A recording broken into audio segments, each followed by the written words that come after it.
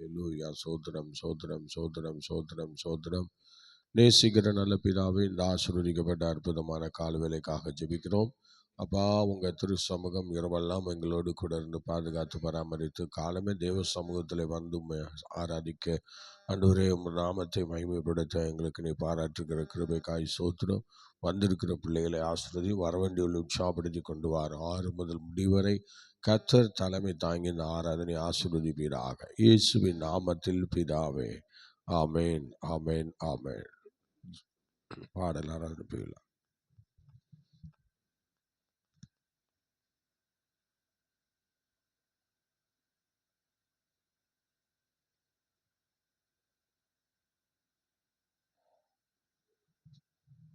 ஸ்தோத்திரம்.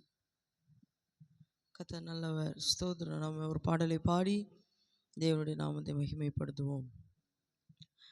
நான் பாடும்போது என் உதடு கெம்பீரித்து மகிழும், நீர் மீட்டு கொண்ட என் ஆன்மா அக்களித்து அகமகிழும்.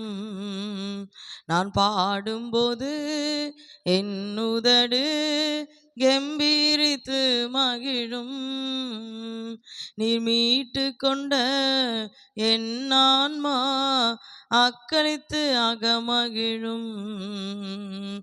நான் பாடுவேன், நான் துதிப்பேன், இரவு பகல் என் நேரமும்.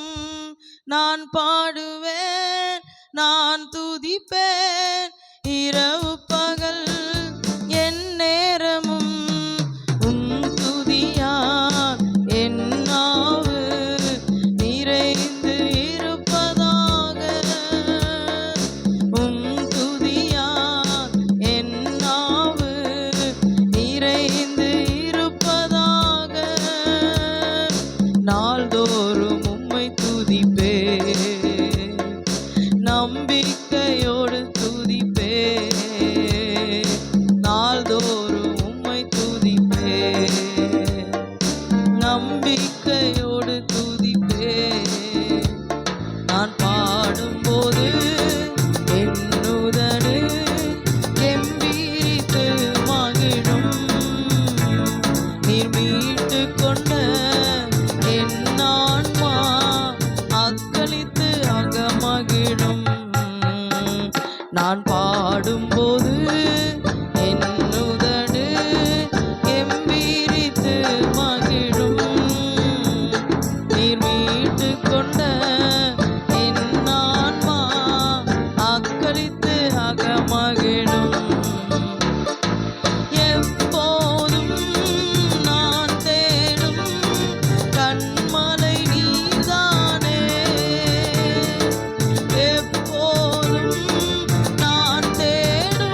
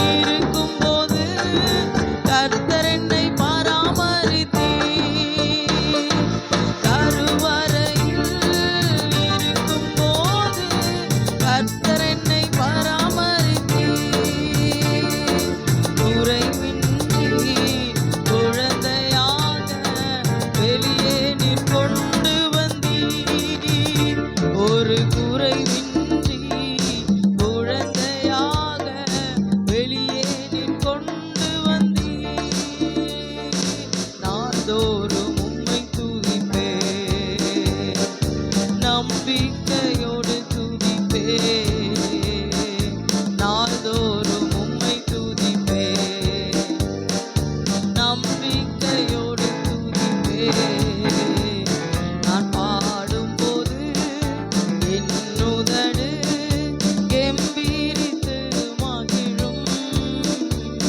நீர் மீட்டுக் கொண்ட என் ஆன்மா அக்களித்து அகமகிழும். நான் பாடும்போது என் உதடு கெம்பீரித்து மகிழும். நீர் மீட்டுக் கொண்ட என் ஆன்மா அக்களித்து அகமகிழும். இளமை முதல் இதுவரையில் நீரே என் எதிர்காலம். இளமை முதல் இதுவரையில் நீரே என் எதிர்காலம். நீர்தானே என் தலைவர், நோக்கமும் நம்பிக்கையும். நீர்தானே என் தலைவர், நோக்கமும் நம்பிக்கையும். நாள்தோறும் உம்மை துதிப்பேன், நம்பிக்கையோடு துதிப்பேன். நாள்தோறும் உம்மை துதிப்பேன், நம்பிக்கையோடு துதிப்பேன். நான் பாடும்போது என் உதடு கெம்பீரித்து மகிழும். நீர் மீட்டுக் கொண்ட என் ஆன்மா அக்களித்து அகமகிழும். நான் பாடும்போது என் உதடு கெம்பீரித்து மகிழும். நீர் மீட்டுக் கொண்ட என் ஆன்மா அக்களித்து அகமகிழும். முதிர் வயது ஆனாலும் தள்ளி விடாதவரே. முதிர் வயது ஆனாலும் தள்ளி விடாதவரே. பலன் குன்றி போகும்போது கைவிடாதவரே. என் பலன் குன்றி போகும்போது கைவிடாதவரே. நாள்தோறும் உம்மை துதிப்பேன், நம்பிக்கையோடு துதிப்பேன். நாள்தோறும் உம்மை துதிப்பேன், நம்பிக்கையோடு துதிப்பேன். நான் பாடும்போது என் உதடு கெம்பீரித்து மகிழும். நீர் மீட்டுக் கொண்ட என் ஆன்மா அக்களித்து அகமகிழும். நான் பாடும்போது என் உதடு கெம்பீரித்து மகிழும். நீர் மீட்டுக் கொண்ட என் ஆன்மா அக்களித்து அகமகிழும்.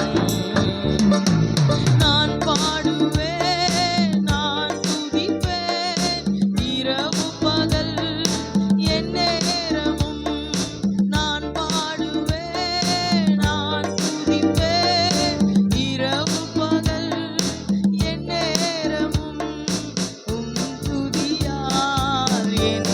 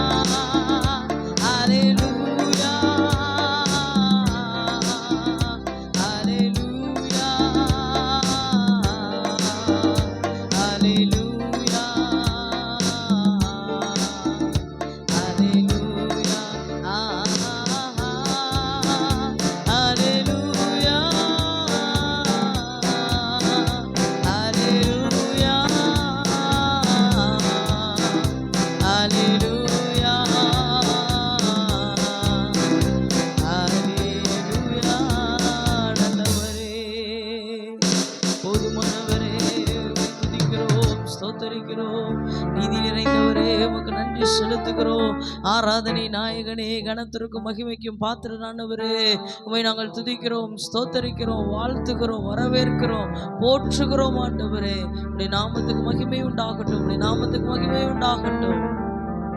நன்றி ஆண்டவரே. ஆண்டவரே ஸ்தோத்திரம். இன்னுமாய் ஆராதிக்க தேவன் கொடுத்த கிருபைக்காய் ஸ்தோத்திரம். கேட்க போற வார்த்தைகளுக்கு ஆசீர்வாதமாக்கி தாரும். வார்த்தை கொண்டு எங்களோடு இடைப்படும். இயேசுவின் நாமத்தில் பிதாவே, ஆமென்.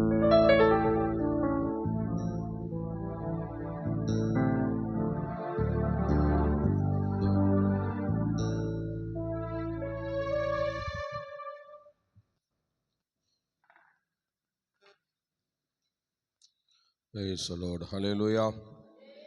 Hallelujah. ஸ்தோத்திரம். ஆண்டவருடைய நாமம் மகிமைப்படுவதாக. இந்த கால வேளையிலே தேவ சமூகத்திலே வந்திருக்கிற உங்கள் யாவரையும் வாழ்த்தி அன்போடு வரவேற்கிறேன். கர்த்தர் உங்களை அபரீதமாக ஆசீர்வதித்து கனப்படுத்துவாராக. ஹல்லேலூயா. ஸ்தோத்திரம். இந்த நாளிலே நாம் தேவனுடைய சமூகத்திலே சில வசனங்களை படித்து கர்த்தருடைய நாமத்தை மகிமைப்படுத்தலாம்.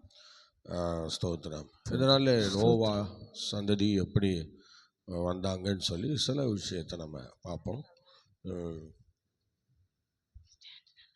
ஸ்தோத்திரம். சரி, இந்த நாளிலே ஸ்தோத்திரம் கவனிங்கள். ஸ்தோத்திரம். ஸ்தோத்திரம். இப்பொழுது ஸ்தோத்திரம் ஸ்தோத்திரம் ஒரு வசனத்தை நாம் படிக்கலாம். ஆதியாமத்தின் புஸ்தகம் 6ஆம் அதிகாரம் 1-2 வசனங்களை நாம் படிக்கலாம். ஆதியாமம் 6:1-2. மனுஷர்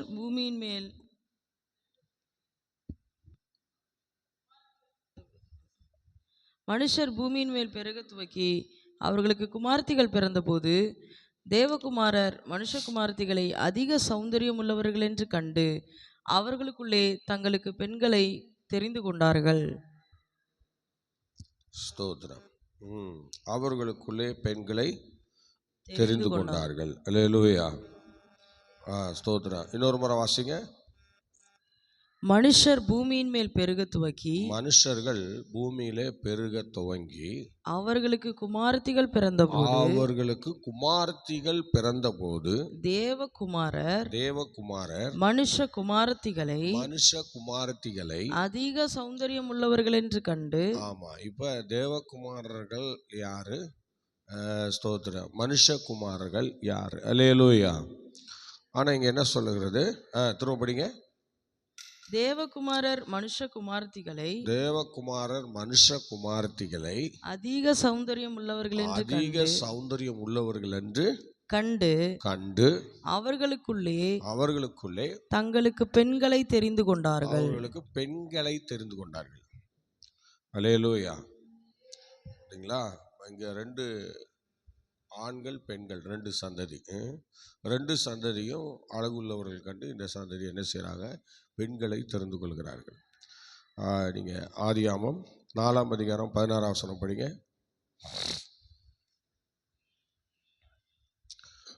ஆதியாமம் 4ஆம் அதிகாரம் 16ஆம் வசனம்.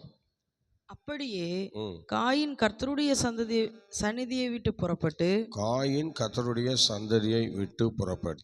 ஏதேனுக்கு கிழக்காக நோத் என்னும் தேசத்தில் குடியிருந்தான். என்ன தேசம்? நோத் என்கிற ஒரு தேசத்தில் குடியிருந்தான். சொல்லுங்க பார்க்கலாம். எங்க குடியிருந்தான்? நோத் என்னும் தேசம். நோத் என்றால் எபிரேயத்தில் மனம் போல் வாழ்வு. சொல்லுங்க பார்க்கலாம். நோத் என்றால் எபிரேயத்தில் என்ன சொல்லுகிறது? மனம் போல் உண்டான வாழ்வு. அல்லேலூயா. ஆமா, அந்த நோத் என்கிற இடத்துல இவன் மனம் போல் வாழ்ந்து வந்தான். சொல்லுங்க. இவன் காயின் எப்படி வாழ்ந்து வந்திருக்கிறான்? எந்த கண்ட்ரோலும் இல்லாமல், எந்த நடத்திப்பும் இல்லாமல், அவர் என்னெல்லாம் தோணுதோ அதெல்லாம் செய்து நோத் என்கிற அந்த நாட்டிலே வாழ்ந்து வந்திருக்கிறார். நோத் என்றால் சொல்லுங்க, என்ன அர்த்தம்? மனம் போல் வாழ்வு. சோத்திரம். மனம் போல் உண்டான வாழ்வு. இன்றைக்கும் கிறிஸ்தவர்கள் எப்போதும் மனம் போல் உள்ள வாழ்வு தான் வாழ்ந்துட்டு இருக்கோம். ஏன்னா எந்த கட்டுப்பாட்டுக்குள்ளேயும் நம்ம இருக்கிறது இல்லை. நம்ம ஒரு போதகர் கட்டுப்பாட்டுக்குள்ளே இருக்கணும், அல்லது ஒரு சபை கட்டுப்பாட்டுக்குள்ளே இருக்கணும், ஒரு வேலை செய்கிறவங்க எஜமான் கட்டுப்பாட்டுக்குள்ளே இருக்கணும், அப்படிலாம் நிறைய பேர் இருக்கிறது இல்லை. தங்கள் மனசில் என்ன தோணுதோ எல்லாத்தையும் செஞ்சுருவாங்க. செஞ்சு முடிச்சுட்டு அப்புறம் இருக்கிறது மாதிரி ஒரு நடிப்பு. அப்படி தான் அந்த ஆவி தான், அந்த ஆதியாமத்தில் இருந்த அந்த ஆவி தான் இப்பயும் என்ன பண்ணுது, தலைவிரிச்சு ஆடுது. எத்தனை இயேசு கிறிஸ்து வந்தாலும், எத்தனை இயேசு கிறிஸ்து ரத்தம் சிந்தினாலும், எத்தனை இயேசு கிறிஸ்து மரித்தாலும் இந்த பழைய குணங்களை மாற்றவே முடியாது. ஆமாம், கண்ட்ரோல்லாம் கிடையாது. அந்த நோத்து என்றால் மனம் போல் உள்ள அந்த வாழ்வு, அதைத்தான் இப்போ எல்லாரும் அதிகமாக விரும்புகிறோம். மனம் போல் உள்ள வாழ்வு. ஏன்னா நம்ம யாருடைய கட்டுப்பாட்டுக்குள்ளேயும் இருக்கிற மாதிரி தெரிஞ்சுக்கூடாது. ஆமாம், நம்ம இஷ்டம் போல் எல்லாம் செய்யணும். நம்ம என்ன நினைக்கிறோமோ அதெல்லாம் நிறைவேற்றணும். அல்லேலூயா. ஆமாம், இதுதான் காயின் அந்த நோத்து என்கிற தேசத்திலே மனம் போல் உள்ள வாழ்வு வாழ்ந்துகிட்டே இருந்தான். சோத்துறேன், பார்த்தீங்களா, மனம் போல் உள்ள வாழ்வு. இன்னைக்கு நோத்து என்கிற தேசத்திலே அவன் மனம் போல் வாழ்ந்து வந்தான். இன்றைக்கி நாம் இருக்கிற இடங்களில் மனம் போல் வாழ்ந்து வருகிறோம். ஒரு வீட்டில் கூட கண்ட்ரோல் கிடையாது. வீட்டில் யாராவது கண்ட்ரோல் பண்ணாங்கன்னா அவங்களையும் தூக்கி முறிச்சு போட்டுருவோம். ஆமாம், நீ என்ன பெரிய ஆளா போ அப்படின்னு சொல்லிட்டு. அல்லேலூயா. ஆமாம், யாரும் யாருடைய கண்ட்ரோலுக்கும் அடங்கிறது இல்லை. கொஞ்சம் அமைதியாக கேட்போமே என்ன சொல்லுவாங்க அப்படின்னு. சோத்துறேன். ஆமாம், அது எதுக்குமே நம்ம ஒரு இந்த உலகத்தில் பழமொழி சொல்லுவாங்க, அடங்கா பிடாரின்னு. அந்த மாதிரி தான் இன்றைக்கி நிறைய பேர் இருக்கிறோம். ஆமாம், நம்மளாம் ஒரு அடங்கா பிடாரியாக தான் இன்றைக்கும் என்ன செய்கிறோம் இருக்கோம். எந்த ஒரு விஷயத்தையும் சீக்கிரம் சொல்ல முடியாது யார்கிட்டையும். சொன்ன உடனே டென்ஷன். ஆமாம், உடனே டென்ஷன் ஆகிடுவாங்க. சோத்துறேன். எந்த ஒரு விஷயத்தையும் சீக்கிரம் போய் இப்படிங்க விஷயம் இப்படிங்க அப்படின்னு சொல்லிகிட்டு இருக்கும்போதே என்ன செய்வாங்க, காண போயிடுவாங்க. சோத்துறேன். அல்லேலூயா. ஆமாம், ஸ்தோத்திரம். நேற்று ஒருத்தர் இதனால தான் உனக்கு பிரச்சனைன்னு சொல்லி ஒருத்தர்கிட்ட பேசிகிட்டே இருக்கும். பேசி 2 வார்த்தை தான் பேசணும், அவ்வளோதான். டக்குன்னு எந்திரிச்சு போயிடுச்சு. ஆமாம், அது ஒரு பார்த்துங்க, அது இவ்வளோ நாள் அப்படி செஞ்சதில்லை. அவங்களுடைய இமேஜ் கெடுக்கிற மாதிரி அவங்க நினச்சிக்கிட்டாங்க. அதனால் அந்த டச் பண்ணும்போது அவர் எந்த மனுஷனாக இருந்தாலும் அப்படியே முறிச்சு தள்ளிட்டு போயிடுவாங்க. பார்த்தீங்களா, மனம் போல் உள்ள வாழ்வு, அதுதான் மனம் போல் உள்ள வாழ்வு. ஸ்தோத்திரம். எந்த இடத்துக்கு வந்திருக்கிறோம், யாருக்கிட்ட பேசிகிட்டு இருக்கோம், என்ன நடக்குதுங்க, எதுவுமே தெரியாது. அந்த மனம் போல் உள்ள வாழ்வில் எந்த மனுஷனுக்கும் ரெஸ்பான்ஸ் இருக்காது. எந்த மனுஷனுக்கும் ஒரு மரியாதைலாம் கிடைக்காது.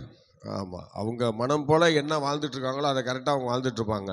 அதில் நீங்கள் கையை வச்சிங்கன்னா அவங்கள முறிச்சு தள்ளுவாங்க. அவ்வளோதான். அதை நீங்கள் டச் பண்ணக்கூடாது. நீங்கள் எத்தனை உறவு வேணாலும் வச்சுக்க, ஆனால் அவங்களுடைய சில விஷயங்களை நீங்கள் பர்டிகுலராக சொல்லும் பொழுது அவங்க அதை ஏற்றுக்கொள்ள மாட்டாங்க. ஏன்னா அவங்க ஏற்கனவே மனம் போல் உள்ள வாழ்வில் வாழ்ந்துட்டுருக்காங்க. நோத்து என்கிற தேசத்தில் வாழ்ந்துட்டுருக்காங்க. அந்த நோத்து என்கிற தேசத்தில் அவங்க வாழ்ந்துட்டுருக்கிறதுனால அவங்கள நம்ம சாதாரணமாக என்ன செய்ய முடியாது, டீல் பண்ண முடியாது. அவங்க கட்டுப்பட மாட்டாங்க.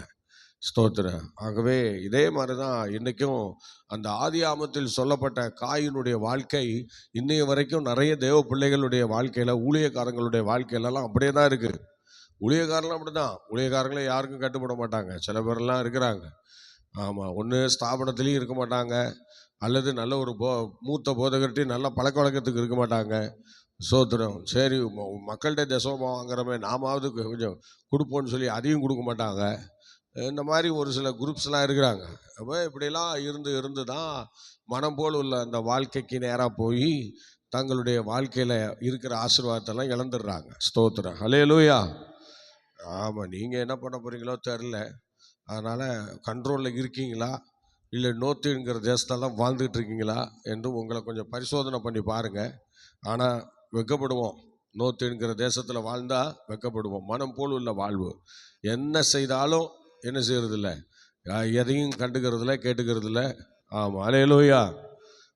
அது ஆரம்ப காலத்தோடு முடிஞ்சு போச்சு. ஆரம்ப காலத்தில் பரிசுத்தவான்களை மீற யாராலையும் முடியாது. தேவதாசர்களை மீறி எதுவுமே பண்ண முடியாது. எந்த விஷயமா இருந்தாலும் தேவதாசர்கள்ட்ட தெரிவித்து தான் விசுவாச மக்கள் நடப்பாங்க. அது பழைய ஏற்பாட்டின் காலம் மாதிரி முடிஞ்சு போச்சு. ஆனால் இப்போ உள்ள காலத்தில் எந்த விஷயத்தையும் கேட்குறதில்ல. ஒரு பொண்ணு பார்க்க போகணுமா, கண்டிப்பாக கேட்கவே மாட்டோம். ஆமாம், கண்டிப்பாக கேட்கவே மாட்டோமே, யாருக்கிட்டையும் கேட்க மாட்டோம். பொண்ணு பிடிச்சிருந்தா நாங்களே பேசி முடித்து எல்லாத்தையும் என்ன செஞ்சுருவோம், ஓகே பண்ணிவிடுவோம். அல்லேலூயா. அவன் யார், எங்கே இருக்கான், என்ன பண்ணுறான் ஒன்றும் தெரியாது. சோத்திரம். அதனால் தேவ பிள்ளைகள் நிறைய விஷயத்தில் மாட்டுவீங்க, நிறைய பிரச்சனையில் சில தேவ பிள்ளைகள் மாட்டுவாங்க. ஸ்தோத்திரம். அதனால் கர்த்தருடைய பிள்ளைகள், நீங்கள் நோர்த் என்கிற தேசத்தில் இருப்பீர்கள் என்றால் சீக்கிரமாக வெளியே வாங்க, இல்லைன்னா தேவ கோபத்தை நம்ம சந்திக்கிற மாதிரி இருக்கும். அதனால் கண்டிப்பாக மனம் போல் உள்ள வாழ்க்கை எந்த மனுஷன்ட்ட இருக்கும், அங்கே கர்த்தர் இருக்க மாட்டார். ஆமாம், ஆண்டவர் இருக்க மாட்டார். அவங்கள யாரும் நடத்த மாட்டாங்க, அவங்க கூட யாரும் வசிக்க கூட மாட்டாங்க. அவங்கள கண்டாலே நிறைய பேருக்கு பிடிக்காது. ஸ்தோத்திரம். ஏன்னா அவங்க மனம் போல் வாழ்கிறவங்க. இந்த மாதிரி ஒரு குரூப்ஸ் இன்றைக்கும் தேசத்தில் இருக்கிறார்கள், சபைகளில் இருக்கிறார்கள். பொதுவாக சில ஆசிரியர் பெருமக்கள் கூட சிலரை குறை சொல்லிக்குவாங்க. ஸ்தோத்திரம். இந்த ஆசிரியர் இப்படி தான் இருப்பார், இந்த ஆசிரியர்மா அப்படி தான் இருப்பாங்கன்னு சொல்லி குறை சொல்லிக்குவாங்க. இல்லை, மனம் போல் உள்ள வாழ்வு, அங்கே யாருக்கும் கட்டுப்பட மாட்டாங்க. அப்படியெல்லாம் இருப்பாங்க. சில பேர்லாம் இருக்கிறாங்க சில இடங்களில். அப்படி இருக்கிறதுனால தான் தலைவலி எல்லாருக்கும், ஒரே தலைவலி. ஸ்தோத்திரம். இப்போ சொல்லணும், ஒரு ஆசிரியர் சொல்லணும், நான் கிழிச்ச கோட்டை இந்த ஆசிரியர் தாண்ட மாட்டாருன்னு சொல்லணும். அதுதான் உண்மையான வாழ்க்கை. ஸ்தோத்திரம். ஒரு போதகர் சொல்லணும், நான் கிழிச்ச கோட்டை இந்த விசுவாசி தாண்ட மாட்டாங்கன்னு சொல்லணும். ஒரு தலைமை ஊழியர் சொல்லணும், இந்த ஊழியக்காரன் நான் கிழிச்ச கோட்டை தாண்ட மாட்டான்னு சொல்லணும். அந்த மாதிரி இன்றைக்கி ஒருத்தரும் சொல்ல முடியாது. எல்லாம் தாண்டினவங்க தான், மீறினவர்கள். அல்லேலூயா, சத்தமாக சொல்லுங்கள். ஆமாம், நிறைய நம்ம மீறிட்டோம். ஸ்தோத்திரம். நிறைய விஷயங்களில் ஆமாம் ஸ்தோத்திரம் மீறிட்டோம். ஸ்தோத்திரம். ஆகவே இப்போ பார்த்தீங்கன்னா இந்த 2 கூட்டத்தை நம்ம பார்க்குறோம். ஸ்தோத்திரம். ஆதியாகமம் 1:2 ஸ்தோத்திரம் பார்த்தோம். அது அதனுடைய விளக்கம்தான் இப்போ நம்ம படிச்சுக்கிட்டு இருக்கோம். 4:16 இப்படி நம்ம படித்தோம். அடுத்தது ஆதியாகமத்தின் 1:3 வரை சிருஷ்டிப்பை குறித்து சொல்கிறது. ஆதியாகமம் 4ஆம் அதிகாரம் சோத்திர காயினின் சந்ததியை குறித்து என்ன செய்கிறது, பேசுகிறது. சோத்திர ஆதியாகமம் 4:16 நோத் என்ற அந்த இடத்தை இவங்களுக்கு சொல்லுகிறது. அது அதுதான் மனம் போல் உள்ள அந்த வாழ்வு என்று சொல்லி நம்ம படிக்கிறோம். ஆதியாகமம் 5ஆம் அதிகாரம் சேத்தின் சந்ததியை குறிக்கிறது. நல்ல கவனிங்கள். அதில் ஆதியாகமம் 5ஆம் அதிகாரத்தில் சேத்தின் சந்ததியை அங்கு வெளிப்படுத்துகிறது. சேத் சந்ததியும் ஆதாமுடைய வந்த சந்ததி தான், ஆனால் சேத்தின் சந்ததி குறிக்கிறது. சோத்திர 4ஆவது அதிகாரத்தில் சொல்லப்பட்ட காயினின் சந்ததி கர்த்தரை விட்டு விலகி போயிட்டாங்க. அது நமக்கு தெரிஞ்ச விஷயம். பாருங்கள், கர்த்தரை விட்டு விலகி போட்டாங்க. ஆனால் 5ஆவது அதிகாரத்தில் சொல்லப்பட்ட சேத்தின் சந்ததி, நல்லா கவனிங்க, 5ஆவது அதிகாரத்தில் சொல்லப்பட்ட சேத்தின் சந்ததியானது ஸ்தோத்திரம் என்ன செய்கிறார்கள், ஸ்தோத்திரம் அப்படி அவர்கள் தான் என்ன பண்ணுறாங்க, சேத்தின் சந்ததியானவர்கள் அவர்கள் அங்கே வளர்க்கப்பட்டு கர்த்தருடைய ஸ்தோத்திர சன்னதியிலே வளர்க்கப்பட்டு வருகிறார்கள். ஸ்தோத்திரம். கர்த்தருடைய சன்னதியிலே வளர்க்கப்பட்டு வருகிறார். அடுத்தது 4ஆவது அதிகாரத்தில் சொல்லப்பட்ட காயினின் சந்ததியும் 5ஆவது அதிகாரத்தில் சொல்லப்பட்ட சேத்தின் சந்ததியும் 6ஆவது அதிகாரத்தில் திருமணம் செய்து கொண்டார்கள். அல்லேலூயா, சொல்லுங்க பார்க்கலாம். சோத்திரம். 5ஆவது அதிகாரத்தில் சொல்லப்பட்ட சேத்தின் சந்ததியும் 4ஆவது அதிகாரத்தில் சொல்லப்பட்ட காயினின் சந்ததியும் தான் 2 பேரும் திருமணம் செய்து கொள்கிறார்கள். ஸ்தோத்திரம். இதுதான் 6ஆவது அதிகாரத்தில் 2 பேரும் திருமணம் செய்து கொள்கிறார்கள். இதுதான் ஆதியாகமம் 6:1 ஒரு விளக்கம் என்று சொல்லப்படுகிறது. இப்போ அந்த தேவகுமாரர் யார், மனுஷகுமார்த்திகள் யாருன்னு சொல்லி இந்த இடத்துல நம்ம அழகாக நமக்கு சொல்லி கொடுக்குறாங்க. நல்லா கவனிங்க, எவ்வளோ அருமையாக இந்த வசனங்களை நம்ம படிக்கிறோம். அல்லேலூயா, ஸ்தோத்திரம். அப்போ இப்போ 6:1 படிங்க. மனுஷர் பூமியின் மேல் பெருக துவக்கி, மனுஷர் பூமியின் மேல் பெருக துவங்கி, யாரு, எந்த மனுஷர் மேல பெருக துவங்கினாங்க? ஆமாம், 4ஆம் அதிகாரத்தில் சொல்லப்பட்ட காயினின் சந்ததி, அது ஒரு மனுஷன். ஆமாம். அடுத்தது 5ஆவது அதிகாரத்தில் சொல்லப்பட்ட சேத்தின் சந்ததி. இந்த மனுஷர்கள் பூமியிலே பெருக துவங்கி அவர்களுக்கு குமாரத்திகள் பிறந்தபோது, அவர்களுக்கு தான் குமாரத்திகள் பிறகுறாங்க. தேவகுமாரர் மனுஷகுமாரத்திகளை, தேவகுமாரர் மனுஷகுமாரத்திகளை அதிக சௌந்தரியம் உள்ளவர்கள் என்று கண்டு, அதிக சௌந்தரியம் உள்ளவர்கள் என்று கண்டு அவர்களுக்குள்ளே தங்களுக்கு பெண்களை தெரிந்து கொண்டார்கள். அவர்களுக்குள்ளே தங்கள் பெண்களை தெரிந்து கொண்டார்கள். அல்லேலூயா, ஸ்தோத்திரம். அப்போ இப்படி அவங்க அந்த 6வது அதிகாரத்திலே இவங்க வளர்ந்தவர்கள் இந்த சந்ததி பெருக துவங்கி இவங்க திருமணம் செய்து கொள்கிறார்கள். அதான் 6:1 நம்ம அதை படிக்கிறோம். ஸ்தோத்திரம். இப்போ 6 நாள் படிங்க. 6ஆம் அதிகாரம். அந்நாட்களில் ராட்சதர் பூமியிலே இருந்தார்கள். ஆமா. அப்ப அந்த இவங்க பிறந்த சந்ததி தான் ராட்சதர் என்று சொல்லுகிற அவங்க பூமியிலே பெருக துவங்கி பின்பு தேவகுமாரர் மனுஷகுமாரத்திகளோடு கூடுகிறதினால் இவர்கள் அவர்களுக்கு பிள்ளைகளை பெற்றபோது இவர்களும் பூர்வத்தில் பேர் பெற்ற மனுஷராகிய பலவான்கள் ஆனார்கள். இந்த பலவான்கள் நல்லா கவனிங்க. ஒரு ஸ்தோத்திரம், 800 வருஷம் அவங்க உயிரோடு இருப்பாங்களாம். அந்த பலவான்கள் 800 ஆண்டுகள் உயிரோடு இருப்பாங்களாம். அடுத்தது 7 அடியில் இருந்து ஒரு மனுஷன் 15 அடி வரைக்கும் வளருவாங்களாம். அந்த பலவான்கள் எவ்வளோ வளர்றாங்க? 7 அடியிலிருந்து 15 அடி வரைக்கும் அந்த பலவான்கள் வளர்கிறார்கள். அப்படி பெரிய ஒரு உருவம், உயரம், சைஸ் என்று ஸ்தோத்திரம் 15 அடியாவது அங்கே அவர்கள் வாழ்ந்து வந்தார்கள் என்பதற்கு அன்னைக்கு சில காரியங்கள் இருக்கிறது. இது காரணம் பாவம், அக்கிரமம், குற்றம், மீறுதல் என்று இப்படி பல விஷயங்களை நம்ம பார்க்கிறோம். இது ஸ்தோத்திரம். இது 6வது பாவம், சிந்தனைகள் எழுப்புவது. ஆதியாமம் ஸ்தோத்திரம் இந்த பாவத்தை குறித்து தான் இங்கே 6வது அதிகாரத்திலே இங்கே படிக்கிறத நம்ம பார்க்கிறோம். இது ஸ்தோத்திரம் இந்த பாவ செய்கைக்கு ஸ்தோத்திரம் வந்த பிரச்சனை தான் அவருக்கு குற்றம் என்று பெயர். இந்த குற்றத்தை அந்த சந்ததியார் அதிகமாக செய்து வந்தார்கள். நம்முடைய செய்கை மனுஷருக்கு விரோதமாக இருந்தால் அது அக்கிரமம் என்று சொல்லப்படுகிறது. நம்முடைய செய்கை மனுஷருக்கு விரோதமாக இருந்துச்சுன்னா அது அக்கிரமம், பாவம் என்றெல்லாம் சொல்கிறாங்க. இப்போ நீங்கள் ஏசாயா 53:5 பார்த்தா அநேக குற்றம் அப்படி பார்க்கலாம். அவனுக்கு விரோதமாக செய்யப்பட்டால் அது மீறுதல் என்று சொல்லப்பட்டிருக்கிறது. படிங்க 53:5. நம்முடைய மீறுதல்களின் நிமித்தம் அவர் காயப்பட்டு நம்முடைய அக்கிரமங்களின் நிமித்தம் அவர் நொறுக்கப்பட்டார். நமக்கு சமாதானம் உண்டு பண்ணும் ஆக்கினை. அதான் அந்த காரியத்தை நாம் படிக்கும்போது மீறுதல் ஸ்தோத்திரம். இது மாதிரி மனிதர்கள் அந்த நாட்களில் அந்த அளவுக்கு யாருக்கிட்டையும் அடங்கி இல்லாதனால அவங்க பாட்டுக்கு மீறி அக்கிரமங்களையும் பாவங்களையும் நடப்பிக்கக்கூடிய சூழ்நிலையிலே காணப்பட்டார்கள். ஸ்தோத்திரம். அடுத்து நீங்கள் ஆதியாமம் 6:3 படிச்சிங்கன்னா படிக்க பார்க்கலாம்.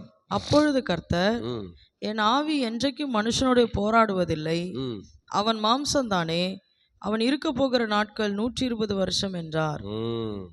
120 என்பது மனுஷனுடைய ஆயுட்காலம் இல்லை. ஸ்தோத்திரம். நல்லா கவனிங்க. இது 120 என்பது மனுஷனுடைய ஆயுட்காலம் இல்லை. அவர்கள் செய்த பாவத்திற்கு நல்லா கவனிங்க 120 வருஷம் என்ன அவகாசம் கொடுக்குறார். மனம் திரும்புவதற்காக அவகாசம் கொடுக்கப்பட்ட வருஷம்தான் 120. 120 வருஷம் ஆயுசு காலங்கள் கிடையாது.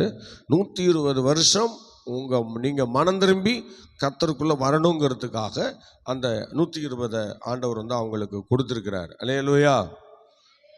சோத்திரம். அதற்கு பின்புறம் 120வது வயது, அப்புறம் 500வது வயது, 600வது வயது என்று அதிக பேர் வாழ்ந்துருக்கிறாங்க. அவங்க நல்லா தெரியும்.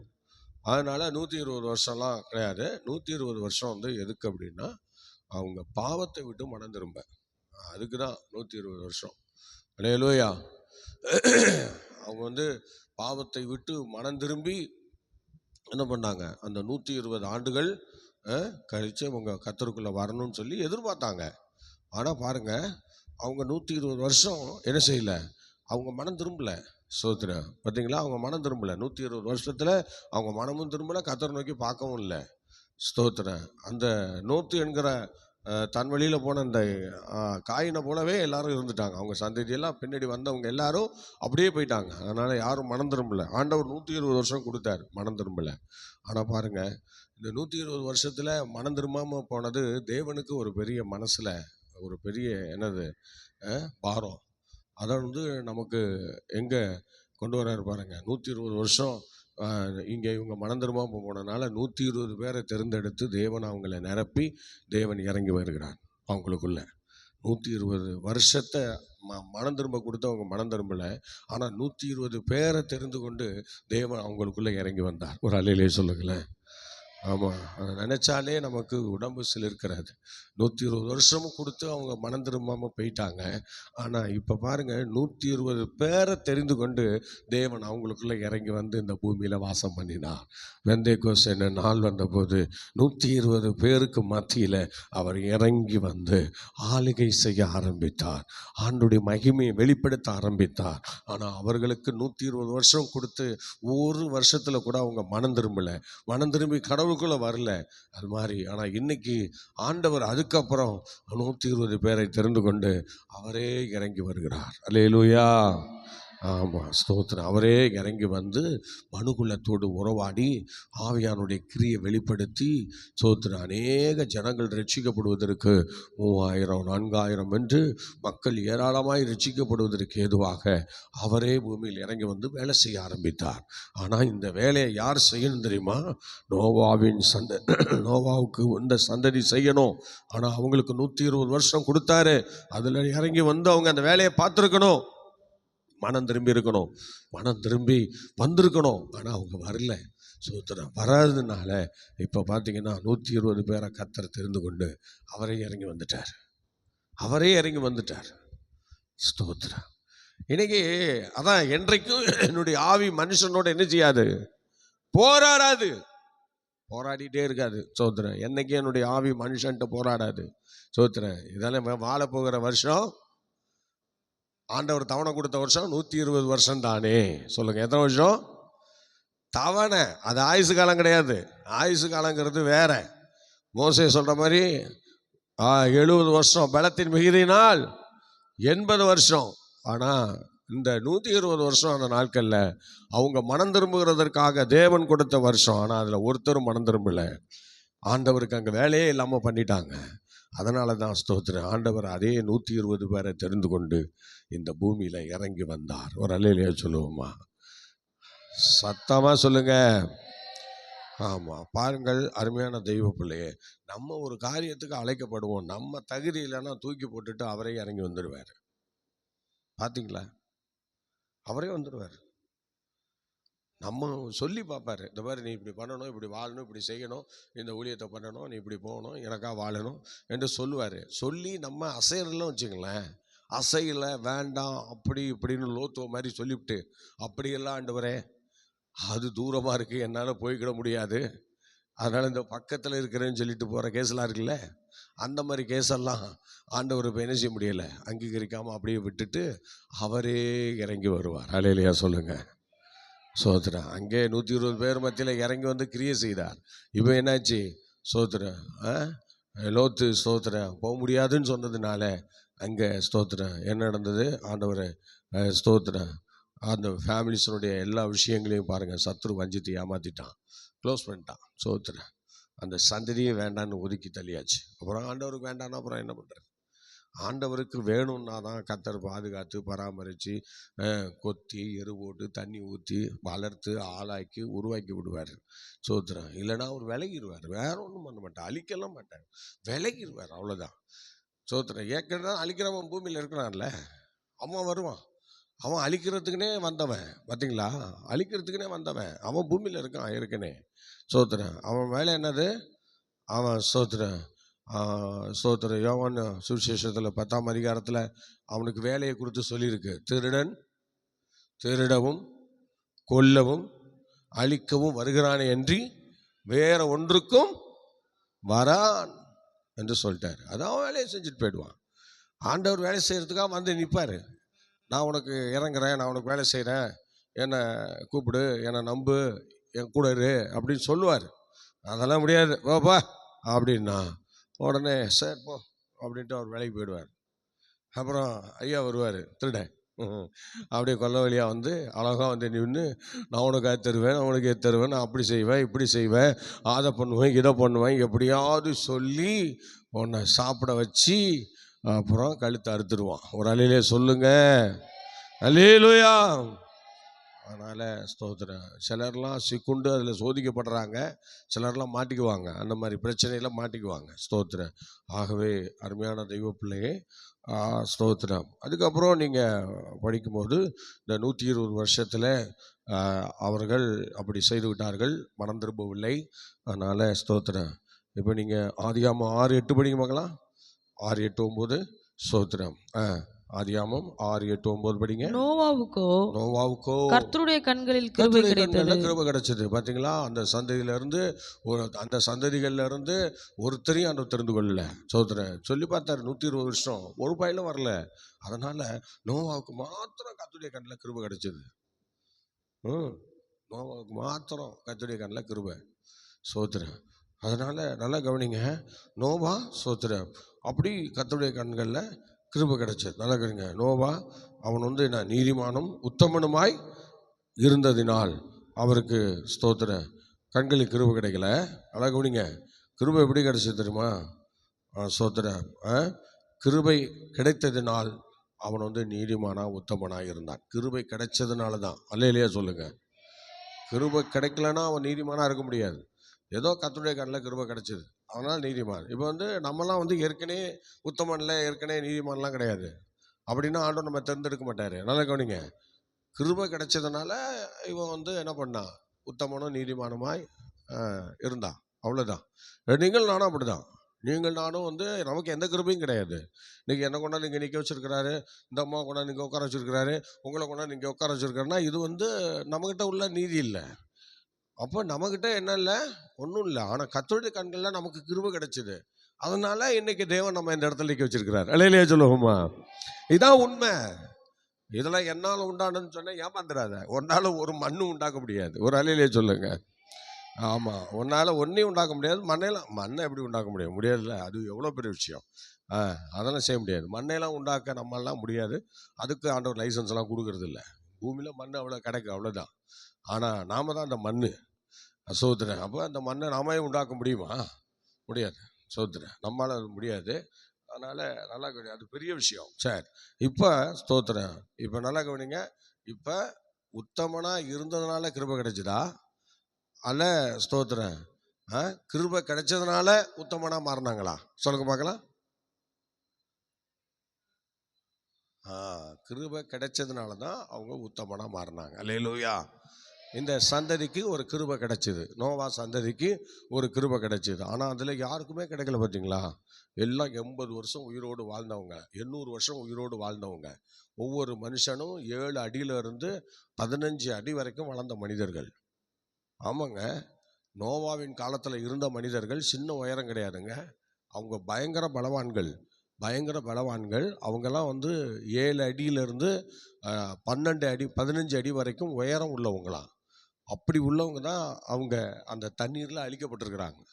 அவங்க நினச்சா அந்த பேழையை நல்லா செஞ்சுருக்கலாம், நல்லா பண்ணியிருக்கலாம். அதுக்கு பாருங்கள், அவங்களும் அதில் வந்து ஒத்துழைப்பு இல்லை.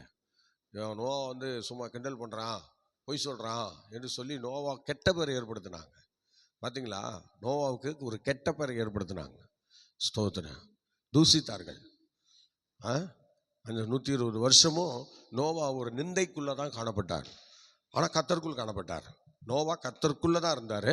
ஆனால் உத்தமனாக, நீதிமானாக ஆண்டவருக்குள்ளே தான் வாழ்ந்தார். ஆனால் வாழ்ந்தாலும் எல்லா மனிதர்களுக்குள்ளும் அவர் நிந்தையாக இருந்தார். நிந்தையை அனுபவித்து கொண்டிருந்தார். சோதரம். கிறிஸ்தவர்கள் என்று சொல்லும் பொழுது ஆண்டவருக்காக நம்ம பாடுபட வேண்டுமானால், ஆண்டவருக்கென்று நாம் செயல்பட வேண்டுமானால், ஆண்டவருக்கென்று ஊழியம் செய்ய வேண்டுமானால், ஏதோ ஒரு சூழ்நிலையில் சில பிரச்சனைகளை நம்ம சுமந்து தான் இருக்கணும். வேறு வழி கிடையாது. ஃப்ரீயாலாம் இருக்க முடியாது. சோதரம். ஒரு குடும்பம் நடத்துகிற ஸ்திரீ ஃப்ரீயாக இருக்க முடியுமா? ஃப்ரீயாக இருக்க முடியுமா? முடியாது. அவள் பல கடமைகளுக்கு உட்பட்டவளாக இருக்கிறார். சோதரம். புருஷனை பார்க்கும்போது மனைவியாக நடக்கணும், பிள்ளைகளை பார்க்கும்போது அம்மாவாக நடக்கணும். பாருங்க, அண்ணன் தம்பியை பார்க்கும்போது அண்ணன் தம்பியாக நடக்கணும், அம்மாவை பார்க்கும்போது அம்மாவுக்கு பிள்ளையாக நடக்கணும். எவ்வளோ விஷயம் இருக்குது பாருங்க.